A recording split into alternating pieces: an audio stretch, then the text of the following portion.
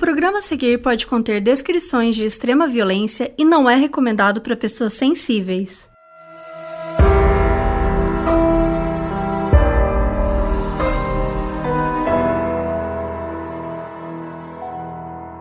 Oiê, aqui é a Carol Moreira. E aqui é a Mabê. E no episódio de hoje vamos falar sobre 2 escândalos que aconteceram nos Estados Unidos que têm relação com adulteração de provas em caso com as drogas.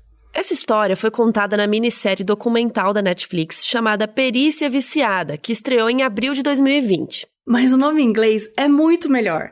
How to Fix a Drug Scandal, que seria basicamente como consertar um escândalo envolvendo drogas. Nossa, sim, o nome em inglês é muito melhor. Aliás, se você gosta de bons títulos, se você gosta de bons episódios, entra no nosso Catarse. Sim, entra lá em catarse.me/modusoperandi e lá tem várias formas de você ajudar o podcast, começando com R$5, você pode aumentar para 10, 20, o quanto você puder ajudar pra gente conseguir manter os 2 episódios por semana. A gente tá crescendo, né? Então a gente tem roteirista, tem o Banjo que faz as nossas artes, tem o Dantas, tem o servidor do podcast, tem várias coisas que a gente precisa pagar pra ter esse conteúdo de qualidade aqui que vocês gostam tanto. Então, se vocês puderem nos ajudar, seria mara. Inclusive, a gente tá aí planejando finalmente colocar algumas recompensas para quem nos ajuda no Catarse. Por exemplo, a gente tá pensando em fazer uma live mensal só com os nossos assinantes para conversar com vocês, trocar ideia, jogar algum jogo, alguma coisa assim.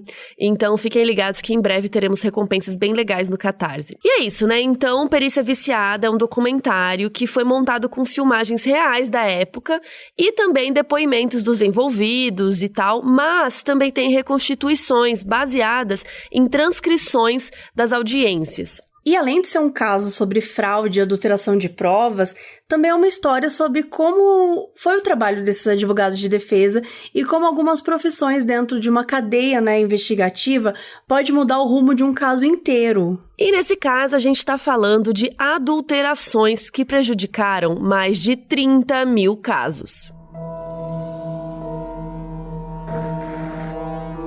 Rafael Rodrigues morava em Massachusetts com sua esposa Madeline Vasquez. Ele tinha 2 filhos e brincava o tempo todo com as crianças, era um ótimo pai. Só que ele tinha um passado com drogas. Isso não é um problema, porque ele já estava recuperado e ele também tinha uma relação muito legal assim, com a esposa dele, que ela falava pra ele, olha, se você tiver uma recaída, me procura, que a gente vai lidar com isso juntos e tudo mais. E daí a vida deles mudou pra sempre, quando ele foi pego com cocaína perto de uma escola do bairro. Isso abalou muito a família, principalmente porque a esposa e tal, ela tinha certeza que tinham armado pra ele, que ela super confiava nele. E apesar disso, o Estado tem que provar, que aquilo que ele tá carregando é cocaína ou não. Então isso precisaria ir para o laboratório de qualquer forma. Nos Estados Unidos, se você for preso por acusações relacionadas a drogas, a evidência contra você é levada para um laboratório para ser testada. Normalmente, um único profissional, um químico, chega a fazer dezenas de casos por dia. E esse número nunca é certo, porque depende muito do tipo de droga, do tipo de teste, quanto tempo que leva para cada resultado. Enfim, são muitas variáveis, mas é isso. Era com isso que a Sonia Farek trabalhava. Ela fazia isso no Laboratório Criminal de Massachusetts, em Amherst. Ela era uma mulher branca de cabelos lisos e castanhos. E ela submetia narcóticos a análises químicas para determinar o que era, o que fazia, esse tipo de coisa. E também, quando precisava, ela dava depoimentos na corte, quando tinha algum caso que ela tinha analisado e esse caso ia para julgamento, precisava de um depoimento, ela ia lá. O trabalho da Sônia e de profissionais como ela podem significar a diferença entre a condenação e a absolvição de uma pessoa. E assim, não tem nenhum glamour nessa profissão, sabe? Você não lida com informante, com delator, tem nenhum tipo de emoção, entre aspas. Porque no final das contas, são pessoas de jaleco, olhando no microscópio e falando basicamente, isso é cocaína, isso não é, isso é tal droga, isso não é... Esse tipo de coisa. Então, essencialmente, funcionava assim. O químico, primeiro, ele descreve o que ele tá vendo a olho nu. Aí depois, ele vai verificar a cadeia de custódia, ou seja, se todos os procedimentos, desde a apreensão daquela substância até o momento que foi para a área de trabalho dele, se está tudo datado, se está tudo documentado, se aquela burocracia está toda realizada. Aí, nesse momento, a substância vai ser pesada. E aí são feitos vários testes, assim, para determinar o que é aquela substância. Então, assim, por exemplo, vai ter teste de cor, eles vão colocar uns reagentes para ver, né, tipo, se isso virar tal cor, significa que é essa substância. Então, eles vão fazendo vários testes nesse sentido. Inclusive, tem umas drogas que elas são usadas como padrão, que elas ficam ali para caso precisar comparar mesmo com essas drogas. Então, eles têm, de fato, ali as drogas com eles, que é para também poder comparar ali, até fisicamente, ou então com o microscópio e tudo mais. Depois que ela é testada, ela é colocada num novo saco de evidência e ele é selado e tem um atestado que é assinado pelo químico responsável. E o trabalho ele é bem repetitivo, ele pode ser a mesma coisa, assim, o tempo todo você vai testar várias substâncias, então o processo repetitivo, é monótono, é bem cansativo. Esse processo é importante para o trabalho de muitas pessoas, como a Sharon Selling, que trabalhava no laboratório de Amherst. No dia 18 de janeiro de 2013, o Major James Connolly recebeu uma ligação do supervisor do laboratório. O supervisor disse que na noite anterior, a Sharon, que trabalhava lá no laboratório, ela disse que não estava encontrando 2 amostras que ela precisava. Aí, a detetive Robin Whitney foi até o laboratório para conversar com a galera lá e tentar entender o que estava acontecendo. Aí a Sharon, lá do laboratório, explicou que ela estava trabalhando e tal, e ela notou que uma análise ainda não estava completa. Então ela foi até o cofre onde ficam as evidências, procurou e não encontrou. Aí ela percebeu que tinha uma outra evidência que ela estava precisando que também tinha sumido. E aí ela e o pessoal lá do laboratório, eles contaram que procuraram de novo naquele mesmo cofre, procuraram num outro cofre temporário, enfim, não estava em lugar nenhum onde era para estar, onde normalmente estariam as amostras. Aí eles tiveram a ideia de olhar na mesa da Sônia, porque às vezes ela ainda estava manipulando alguma dessas evidências, né, o que pode acontecer. Ela estava ali analisando e guardou na gaveta, alguma coisa do tipo. Aí, em uma das gavetas, eles acharam um pote com alguma coisa que parecia ser um papelzinho e umas amostras de cocaína falsa. Enquanto eles iam procurando, eles acharam mais coisas, inclusive as 2 amostras que a Sharon estava procurando. E aí tudo ficou mais complicado, porque tinha também amostras de casos que já tinham fechado, mas os pacotinhos de amostra estavam violados. E no relatório, né, dela, daqueles casos, tinha escrito que as amostras testaram positivo para cocaína. Só que quando foram testar as amostras dos saquinhos violados, eles deram negativo. E pro Major, pro James Connolly, a conclusão óbvia é que ela tinha tirado as drogas reais dos saquinhos depois do caso fechado e substituído por amostras falsas. Então ele ligou pro Ministério Público de Hampshire e pediu ajuda para poder investigar esse caso, porque era super grave. Enquanto tudo isso acontecia, a Sônia, obviamente, não estava na mesa dela.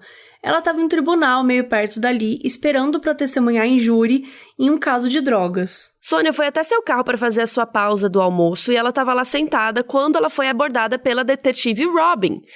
A detetive questionou sobre os cachimbos de crack que tinham sido encontrados debaixo da mesa dela. E alguns sacos de droga que não estavam lacrados, mas deveriam estar. E aí a Sônia confirmou que não era pra ter nada daquele jeito, né? Nada daquilo devia estar ali. E aí a polícia conseguiu um mandado de busca pro carro dela. E lá eles encontraram mais amostras de drogas. E ela foi presa no mesmo dia, 18, na época, com 35 anos de idade. E naquele momento ela foi detida sob 2 acusações de adulteração de provas e uma acusação de posse de drogas, no caso, cocaína. Daí a Promotoria Geral acabou sendo envolvida e desde o começo o caso de Ferrick ficou limitado a esses 2 casos daquelas amostras que tinham sido encontradas lá na mesa dela no dia 18 de janeiro e nenhum mais. E daí na primeira coletiva de imprensa eles meio que falaram, olha gente, tinha aí essas 2 amostras, mas assim, isso não prejudica a análise dos mais de 30 mil casos que já passaram pela mesa de Ferrick, né, porque ela já estava quase 10 anos trabalhando no laboratório. Só que isso não é verdade, porque naquele momento ainda não dava pra saber, eles tinham acabado de descobrir. Então, assim, como que do nada eles saem falando isso, sabe? Mas provavelmente era uma forma de não criar um grande terrorismo na imprensa, só que acabou não saindo do jeito que eles queriam, né? Porque não foi bem assim. E foi aí que entrou um advogado chamado Luke Ryan na história, que é advogado de defesa do estado de Massachusetts. Pode parecer óbvio, mas para ele, a análise de laboratório é a parte mais importante em um caso de drogas. Isso porque nem tudo o que aquela coisa parece ser, às vezes ela é. Então, às vezes, parecia ali que era uma droga, mas não era. E o advogado também acredita que as pessoas com antecedentes criminais são as mais vulneráveis a serem pegas em uma armação, numa condenação injusta e tal, sem contar ainda as pessoas negras, né, vítimas de racismo e tudo mais. Então, quando a Sônia foi presa, o Luke, o advogado, ele fez uma conta mental ali rapidamente de quantos casos dele ele sabia que a Sônia tinha feito os testes. Porque quando um réu é acusado em um crime de drogas, quem tá acusando o réu, na verdade, assim, né, teoricamente, é o químico que analisou a evidência, porque é o químico que tá ali falando que o que tinha ali realmente era uma droga. E o réu, ele tem direito de saber se aquele químico é uma pessoa com credibilidade e se não for, questioná-la. Porque, né, a gente já comentou aqui que essa pessoa pode ser o motivo pelo qual você vai ser condenado ou não. Então você tem direito, ainda mais se alguma coisa, né, tão grave acontece, é importante você ter o direito de investigar, de saber mais sobre isso. E um dos casos do Luke era do Rafael Rodrigues, que a gente contou lá no comecinho do episódio, aquele pai de família, que a esposa falou que se ele tivesse alguma recaída podia procurar ele e tal, é esse cara aí. E o outro advogado, o Jared Olanoff, ele também foi atrás de saber mais sobre isso. E o Jared, ele lidava basicamente só com casos de drogas, como o do George Dias, que foi um dos atestados por Sônia. E o George estava prestes a ser sentenciado na mesma época que a Sônia foi presa.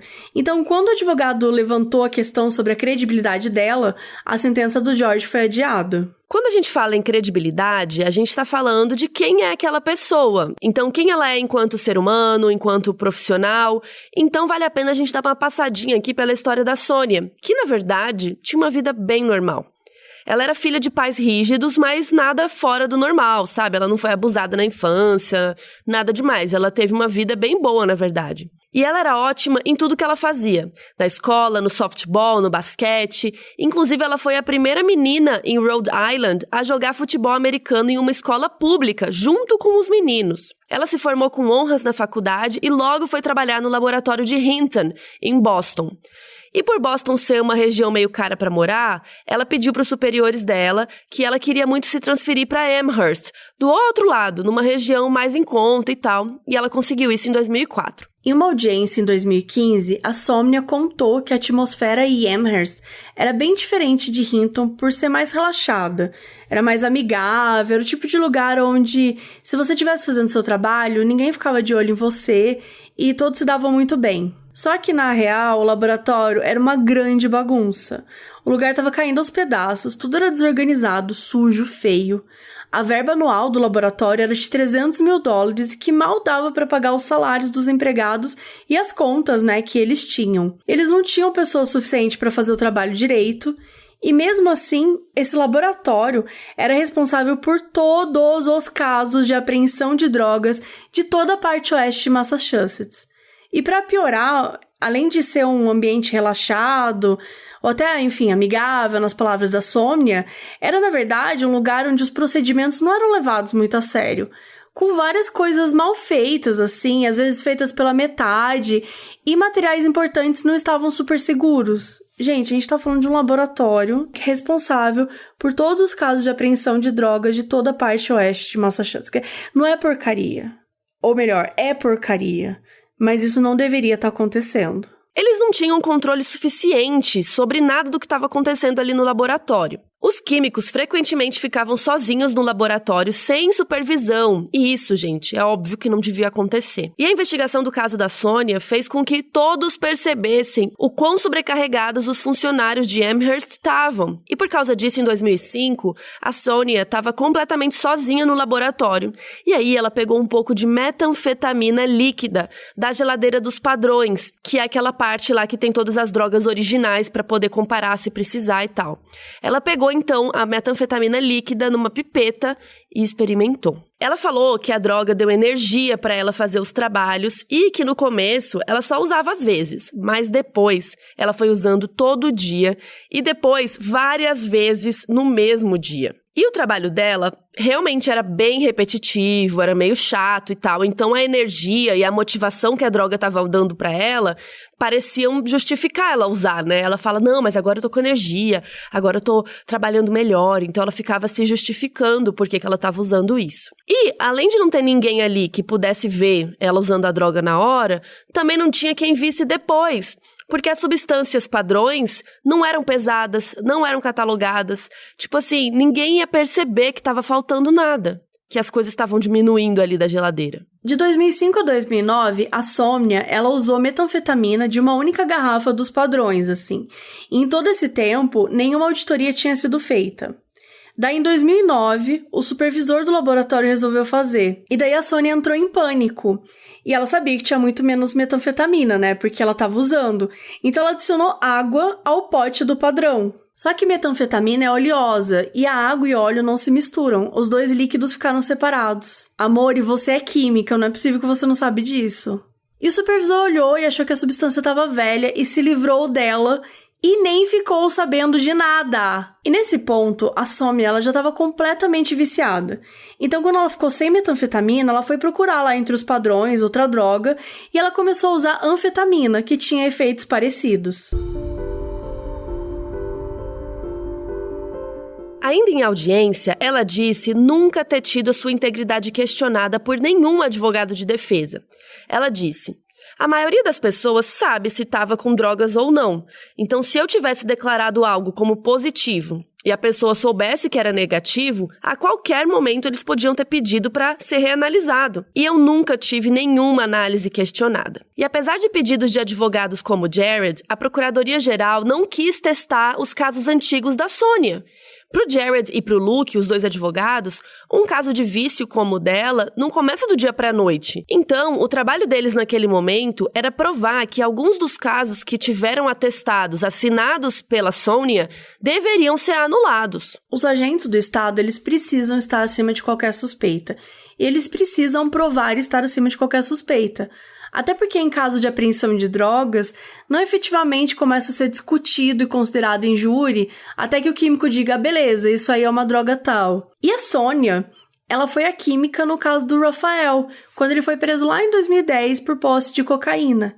E agora o Luke tinha motivos para questionar o processo. Então ele foi solto sob fiança enquanto o caso ainda estava em tramitação. O Luke e o Jared estavam esperando que a procuradoria levasse o caso da Farrak a sério, como levou a sério o caso da Annie Duncan.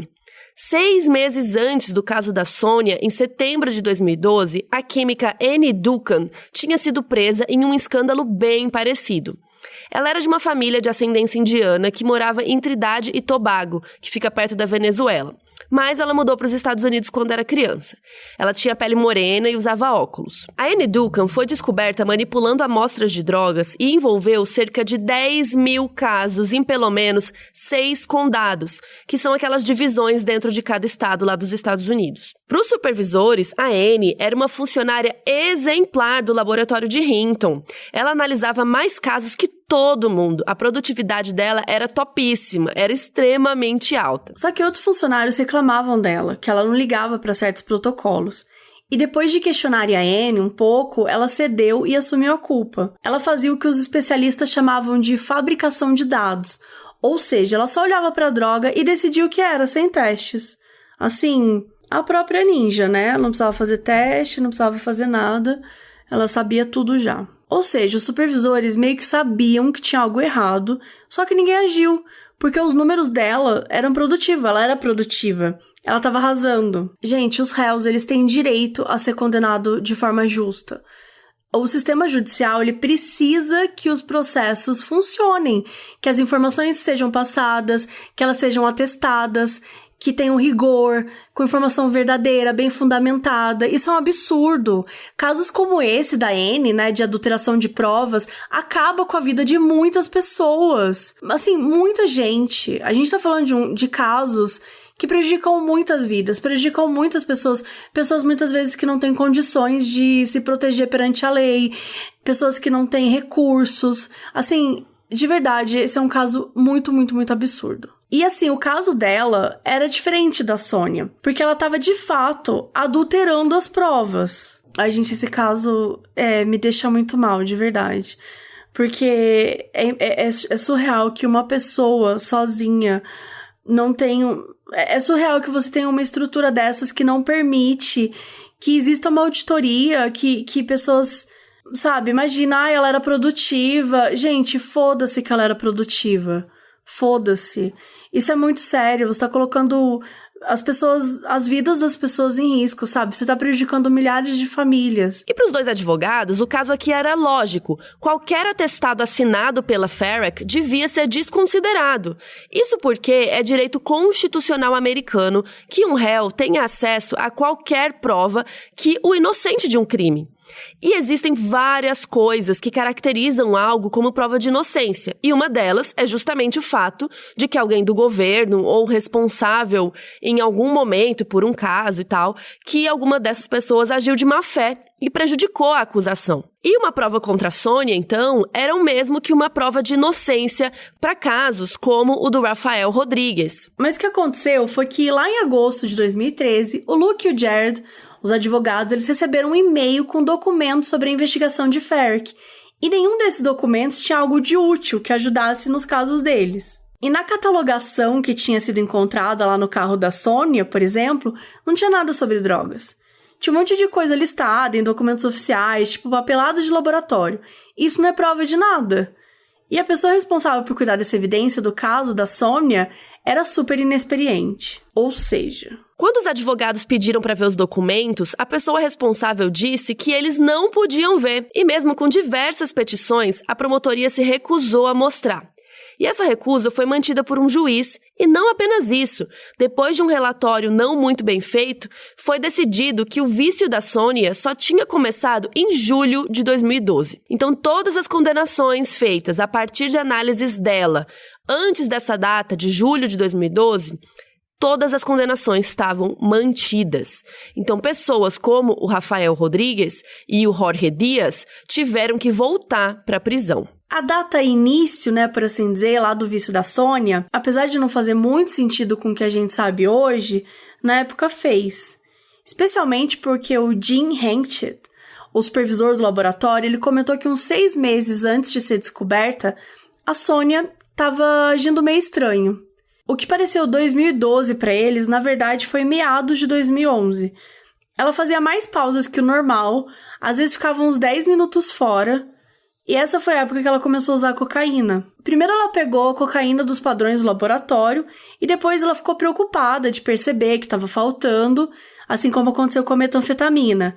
Então ela começou a pegar aos poucos das provas que ela precisava analisar. Só que o laboratório ele recebia cada vez menos cocaína.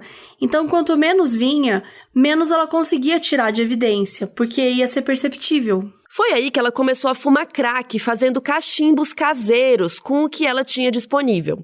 Ela contou que ela estava fumando já em qualquer lugar, inclusive na sala de evidências ela chegou a fumar. E aí que ela começou a sentir realmente o impacto negativo de não conseguir mais fazer o seu trabalho direito como antes. Então, além de estar drogada, a Sônia sabia como o sistema funcionava e como usar isso a favor dela mesma.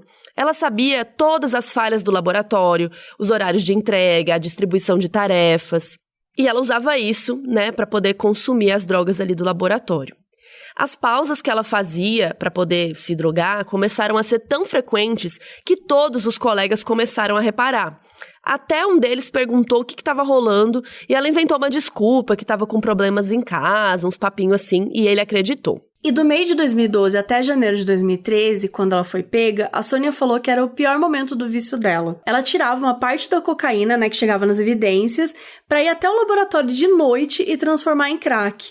E ela fumava a qualquer momento que ela pudesse, qualquer hora. E aí começaram a rolar uns rumores no escritório. Enquanto tudo isso acontecia, a mídia, o público, a justiça, todo mundo estava lidando com a Anne Duncan. E o júri dela estava rolando. E ela foi pintada, como a cientista má. E assim, é claro que ela tem a culpa dela por ter adulterado provas e tudo mais. Só que uma parte do jornalismo mais investigativo, quando mais eles foram futricar essa história, eles começaram a entender que a Anne era, sim, responsável pelos atos dela, só que ela era uma peça de um sistema falho, que sabia o que estava rolando, podia ter investigado e ainda assim a recompensou porque ela tinha a famosa produtividade. E é claro que você tem produtividade quando você não tá fazendo testes, você tá apenas dizendo se aquilo é real ou não, né? O mesmo sistema que falhou com a Anne, falhou com a Sonia, quando largou o laboratório de Amherst à própria sorte. De jeitos diferentes, as duas mulheres tinham suas culpas, óbvio, e sim, elas deveriam responder por isso. Mas, cara, as duas histórias faziam parte de algo muito maior do que elas duas. A Anne acabou sentenciada em uma pena de no máximo 5 anos e no mínimo 3 anos de prisão. Muito pouco estava sendo feito para rever os casos que tinham sido estragados pelos erros da Anne. E muitas petições estavam sendo feitas para que os casos fossem arquivados a favor da defesa. A Anne foi presa em 2012, mas até o início de 2015 não tinha ainda nenhuma lista dos casos que ela tinha trabalhado. Tamanho era o caos dessa investigação. Ainda mais porque o público ele tinha essa impressão, de que grandes mafiosos, tipo o Poderoso Chefão, vai ser liberado. Quando, na verdade, eram pessoas, usuários que faziam pouco uso ou que já estavam com sua família, com delitos menores e que já tinha cumprido boa parte da pena. O caso da Sonia Ferrick era legalmente diferente do caso da Anne. Tanto que, a promotoria não tinha deixado os advogados verem as evidências, contra a Sonia. Então, eles não conseguiram nem investigar para entender a extensão do dano causado por ela. E por causa da decisão do juiz que a Sonia tinha começado o vício dela lá em 2012, em julho de 2012, todos os julgamentos cujas prisões tinham acontecido antes disso não podiam ser mencionados. Ela não podia ser mencionada. Ela não podia ser envolvida nisso. E para os advogados isso era muito frustrante. Assim, injusto mesmo, sabe? Do ponto de vista da lei. Porque tinham vários casos que ela tinha prejudicado, mas porque tinha determinado que ela tinha começado o vício dela em tal período, eles não conseguiam fazer nada em relação a isso. Então a Sonia fez um acordo com a promotoria, declarou-se culpada e ela foi sentenciada a 18 meses de prisão. E mesmo depois disso, o Luke Ryan, o advogado, continuou insistindo em ver a evidência de materiais que estavam no carro da Sonia, ainda em uma tentativa de ajudar os seus clientes. Como a investigação tinha sido encerrada e ela tinha sido sentenciada, não tinha mais motivo para que ele não pudesse ver os documentos. Então, quando ele finalmente conseguiu, em novembro de 2014, ele achou registros de que ela estava em tratamento para um vício, registros diários de uso de drogas e um deles estava relatando uso no trabalho. Esse documento não tinha data, mas o Luke conseguiu cruzar uma dessas datas com um dos casos dele, o que provava que a Sonia estava sob influência de drogas enquanto trabalhava. E em júri, depois, em 2015, ela chegou a reconhecer que esse dia, realmente, ela tinha fumado crack. Isso provou que ela estava sob influência de drogas pelo menos 9 meses antes de julho de 2012, contrariando o que o juiz tinha decidido. O Luke, basicamente, mudou o rumo da investigação. E ter descoberto isso depois da sentença fez com que o Luke e parte da mídia, quem estava investigando, eles pensaram que tinha muito mais naquela história para justificar o acobertamento dessas evidências. É aí que a coisa ficou ainda mais complicada. Que nesse processo de descobrir esse acobertamento, o Luke ele enviou um pedido para que a recém-nomeada procuradora-geral, Maura Healey, investigasse a situação. E ela acatou o pedido e designou 2 juízes para trabalhar com 2 policiais e investigar se tinha algum tipo de acobertamento por parte da promotoria no caso da Sonia e daquelas evidências que tinham sido encontradas no carro. E daí, no final da investigação, os 2 juízes eles escreveram uma carta falando que o processo tinha sido feito do jeito certo, que não tinha nenhum problema e que a conduta do advogado Luke foi ilegal e negligente. E apesar de mais uma vez ter saído frustrado de um processo, o Luke é guerreiro O Luke seguiu pressionando e ele conseguiu uma cópia de um CD onde tinham arquivos de e-mails trocados pela promotoria sobre o caso da Sonia Ferrick. Nesses arquivos, ele encontrou threads de discussões entre os promotores que provavam que eles sabiam que cada vez que eles investigavam um roubo de evidência, aparecia outro, e mais outro, e outro, e outro, e outro. Ou seja, tava tudo lá, provinha. Um dos e-mails, inclusive, se chamava Confissões e trazia em anexo justamente os registros diários de uso de drogas que o Luke tinha encontrado na caixa com as evidências do carro. Ou seja, eles sabiam que ela usava drogas no trabalho, falavam sobre isso e tinham várias provas agora.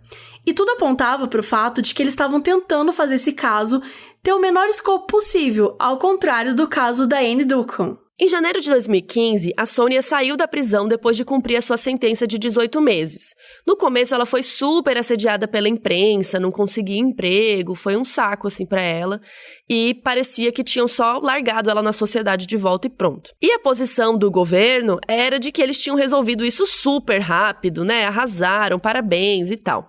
Mas enquanto isso, o Luke, o advogado, ainda estava tentando descobrir desde quando o trabalho da Sonia estava estragado pelo uso de drogas dela, né? E como que isso ajudaria os clientes dele. E ele só tinha os papéis com os registros do tratamento, da terapia dela lá, os registros diários de drogas, mas em março de 2015 ele conseguiu todos os registros. Mesmo não podendo tirar foto ou fazer cópias por conta do sigilo, o que ele descobriu foi que ela estava vendo um terapeuta desde 2009. E os registros da terapia eram pessoais, óbvio, e mostravam um lado da Sonia que era bem triste. Ela relatou alguns antecedentes na família, depressão, ansiedade e tal. E tudo isso fazia com que ela sentisse que ela precisava ser a melhor em tudo que ela fazia e tal. Mas mais importante do que isso, ainda em 2009, ela disse para a terapeuta lá na época que ela era viciada em drogas e que conseguia as drogas no lugar onde trabalhava e que ela fazia isso desde 2004. Isso significava não só que as pessoas sabiam do problema, mas que agora os 30 mil casos com os quais ela tinha trabalhado, todos poderiam estar comprometidos. Absolutamente todos. Gente, 30 mil casos. Não são 30 mil casos, são 30 mil pessoas, 30 mil famílias. Quantas delas eram verdadeiras vítimas? Quantas dessas pessoas perderam a vida? Que a gente sabe também que quando alguém é preso, ainda mais por apreensão de droga e coisas do tipo, tem muita dificuldade depois pra conseguir um emprego, às vezes perde a família porque a esposa ou o marido não confia mais, ou a família acredita que a pessoa tá envolvida, amigos afastam. Então, assim, quando a gente fala sobre perder vida, é de fato perder vida. Tem pessoas que têm a vida tão prejudicada que elas nunca se recuperam. Isso é muito triste.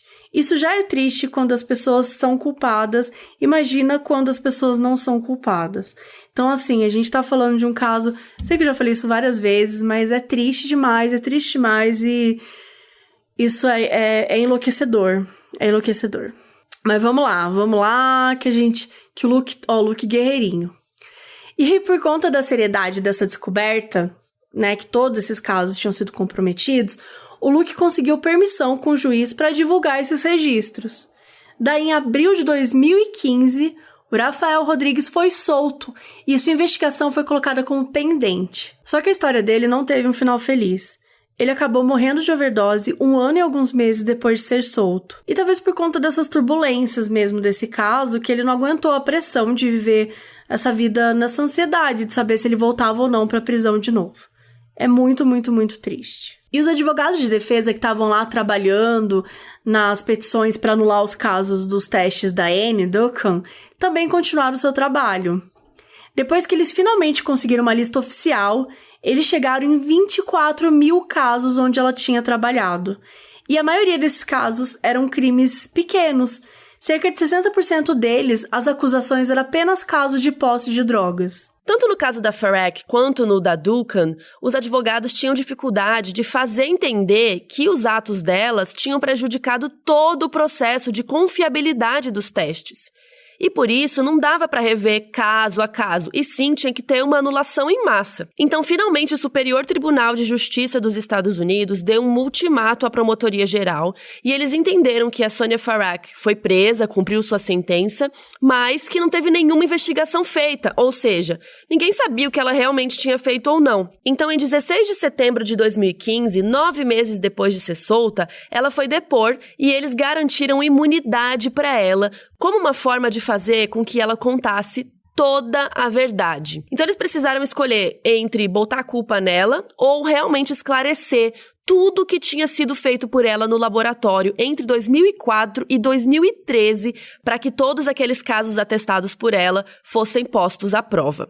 E aí, gente, ela falou absolutamente tudo.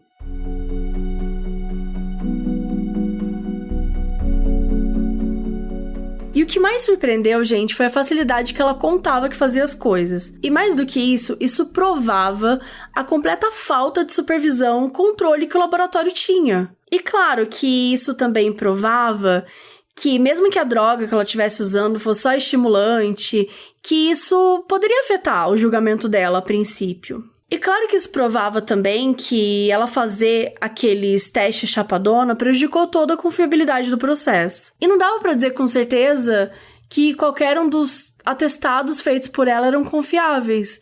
Nesse momento você não sabia mais dizer. Em dezembro de 2016, os promotores e policiais principais do caso foram depor lá numa audiência diante de um juiz sobre a forma com que eles tinham lidado com o caso na Promotoria Geral. E ainda tinha, nessa época, a sensação de acobertamento. Nessa audiência, o Luke e o Jared basicamente ficaram perguntando para os policiais como o trabalho tinha sido feito e questionaram que as planilhas de saúde mental da Sonia tivessem ficado escondidas por tanto tempo. E eles usaram muito daqueles e-mails lá atrás que o Luke tinha conseguido. Nessa audiência, a promotoria deixou claro, por meio das perguntas e das provas que o Luke e o Jared tinham, que o trabalho da promotoria tinha sido feito de forma errada e prejudicado o andamento honesto do caso. Já que provas como os relatórios da saúde mental da Sonia, que tinham sido encontrados no carro, eles tinham que ter sido entregues e investigados direito. O juiz então escreveu no seu relatório final que entendia que a Promotoria Geral tinha cometido fraude para com o tribunal. Esse relatório fez a diferença em milhares e milhares de casos que a partir daquele momento tinham um importante documento para defender o seu ponto. Foi uma situação delicada e triste porque muita gente foi presa injustamente.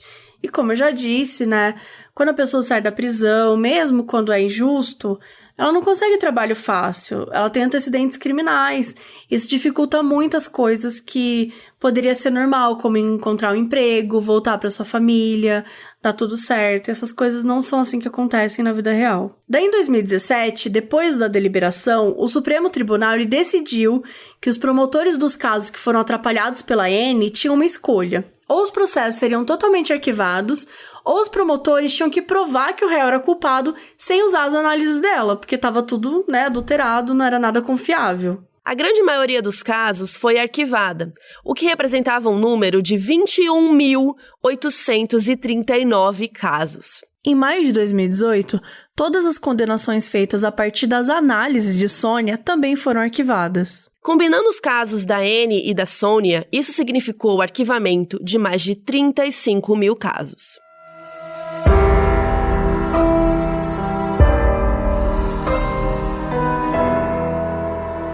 Esse episódio foi escrito por Dude Saldanha e apresentado por Mabê Bonafé e Carol Moreira.